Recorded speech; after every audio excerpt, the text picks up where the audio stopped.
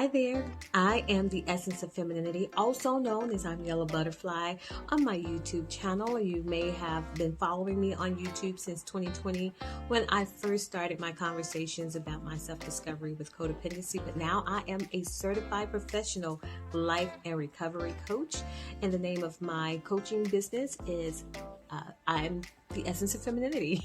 I'm getting tongue-tied here. Tonight I want to talk to you a little bit about barriers versus boundaries.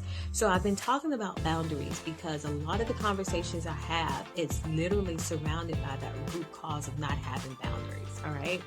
And then I want to talk tonight about people using the word boundary too loosely. Everything you hear now is either narcissistic or you're a narcissist, or boundaries this, boundaries that, and I don't always think people are exercising it in its proper term. All right.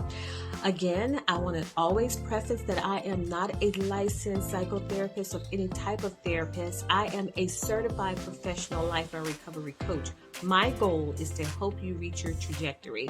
If you say, for example, I want to become a more authentic me and be more self-sufficient, I want to learn how to say no, I am, in these bad relationships, I want to know what I need to do to attract better, I am that person that's going to help you, a life coach. And you can reach out to me via the link in my bio.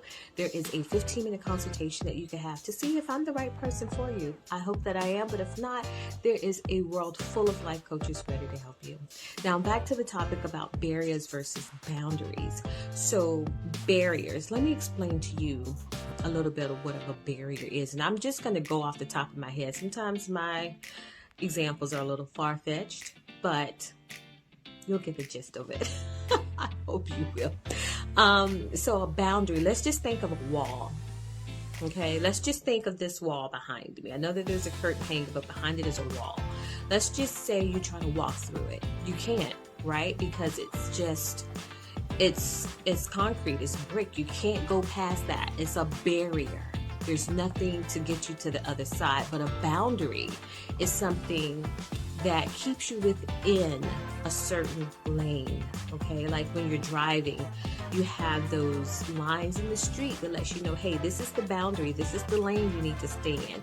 If you go outside of that, there could come an accident, something could happen, it could go very badly. But the boundaries are to keep you within a parameter, to make sure everything runs well. A lot of times we like to say, oh, I stopped talking to Jane Doe or John Doe, or I'll block Jane Doe or John Doe because they didn't respect my boundaries. Did they not respect your boundaries, or did you get mad at them for some reason and you feel like they didn't respect your boundaries? And again, this goes back to us using the term boundaries too loosely. I want to share with you an example of a healthy boundary or a possible conversation. Again, this is just an example off the top of my head. Jane Doe and John Doe are having a conversation. John Doe says, hey, I want to come visit you and go out with you and do some things.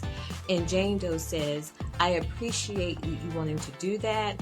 I'm willing to meet you for lunch and can chit chat with you for an hour, but I cannot commit to spending an entire day going to museums or going skateboarding or hoverboarding or doing whatever, but this is what I can offer you.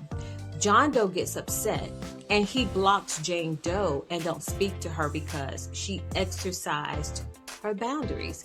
She gave a solution within that. She said, I'm willing to do this, I'm not able to do that. That's just one example, okay?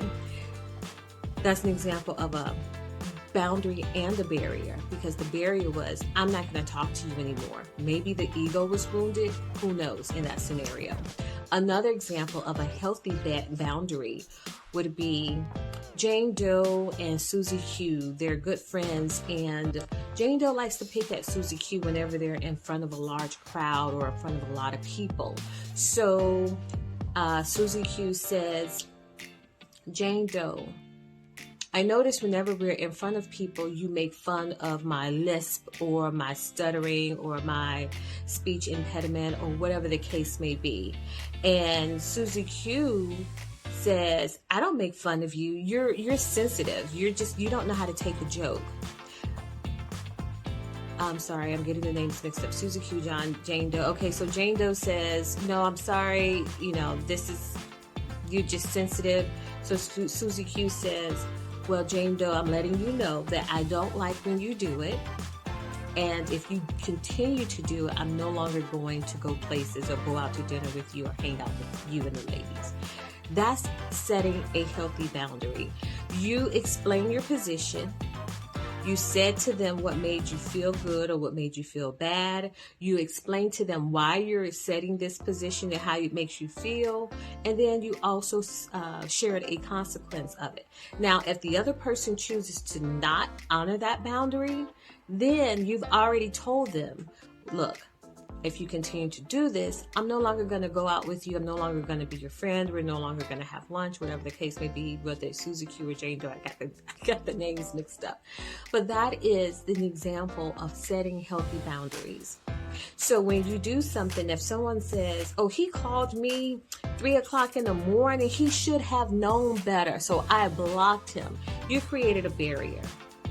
Maybe he's in a different time zone. And again, these are just far-fetched examples. Don't come for me in the comments. Maybe he dialed you by mistake. Maybe he had the phone in the bed and he rolled over while he was sleeping and it accidentally dialed your number. I'm just using examples. But when you immediately assume someone should know something about you and then you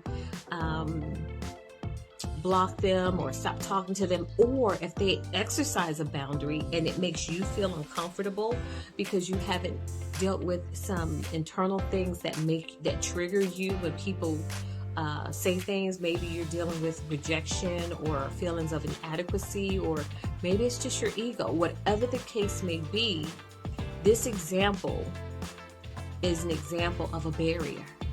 You assume that someone should know something about you. You should assume they should know better. For some reason, you've put yourself on this pedestal and everyone else is inferior because they're not doing things the way you want them to do it. So that's all I have for now. Again, my link is in the bio. I would love to be your life coach. Check out the link in the bio. There is a 15-minute consultation that you're eligible for. Until next time, I'm the Essence of Femininity. Bye-bye.